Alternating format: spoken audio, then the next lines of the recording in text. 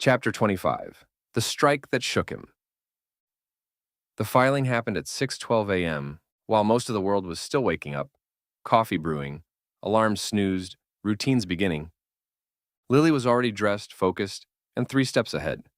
Her laptop glowed softly in the dim light of Ronan's office, the final draft of the complaint open in front of her.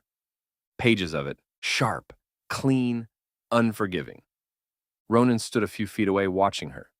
Not interrupting, not pacing this time.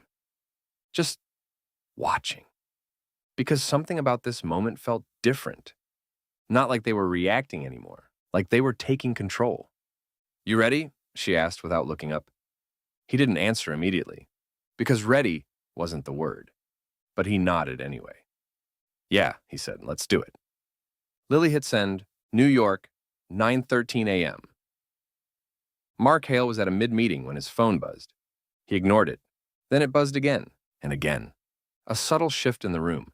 His assistant stepping closer than usual. Her composure just slightly off. "Mr. Hale," she said quietly, "you need to see this." He frowned. Take the phone, and for the first time in a long time, his control slipped. Headline: Emerging lawsuit alleges business sabotage by prominent investor Marcus Hale. Mark didn't move, didn't speak, didn't blink. The article loaded in full.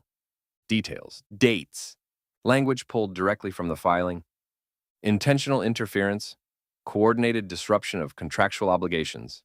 Evidence suggests deliberate manipulation of supply timelines. And then, the line that mattered most.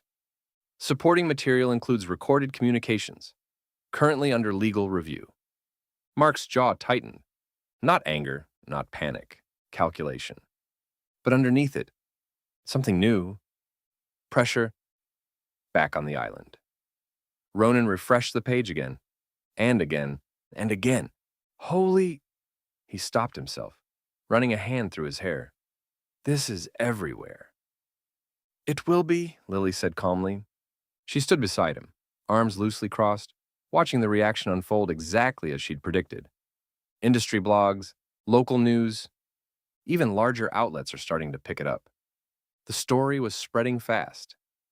Because it wasn't just about a lawsuit, it was about power, control, and the possibility that someone who'd never been questioned. Finally, it was.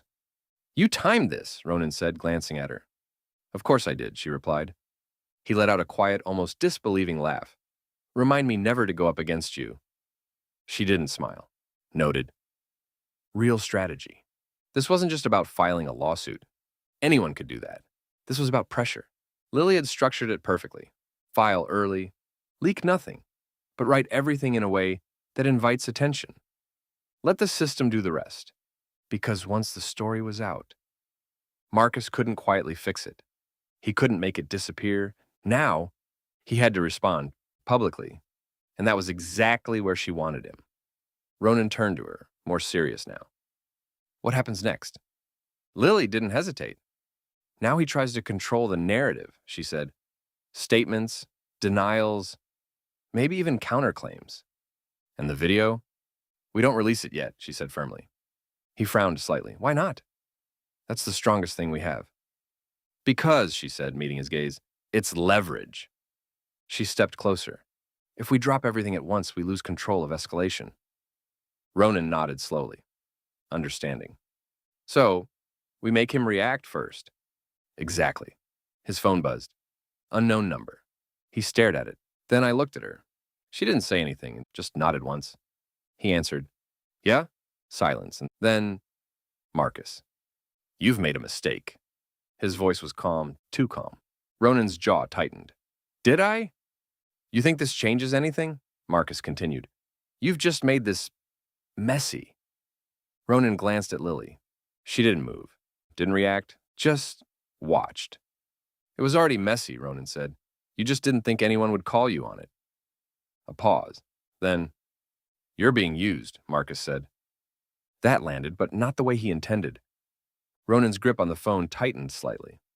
"No," he said evenly. "I'm finally being backed." Another silence. He could almost feel Marcus's recalibrating. Then, a shift, subtle, but real.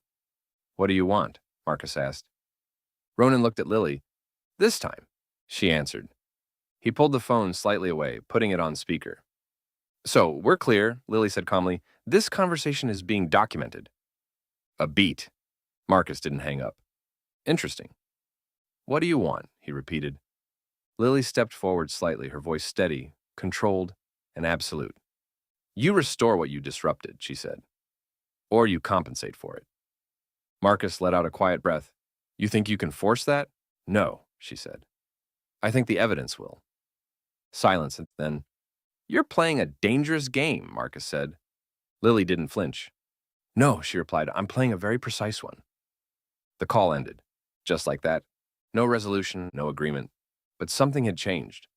Ronan looked at her, something unreadable in his expression. You just took on my father, he said. She met his gaze. No, she said softly. We did. Outside, the ocean stretched endlessly, calm on the surface. But underneath, everything was shifting. The lawsuit was filed. The pressure was public. And Marcus Hale, for the first time in his life, it wasn't controlling the narrative. Ronan stepped closer, his voice quieter now. You really think we can win this? Lilly held his gaze. Not soft, not uncertain. Yes, she said, and for the first time, he believed it completely.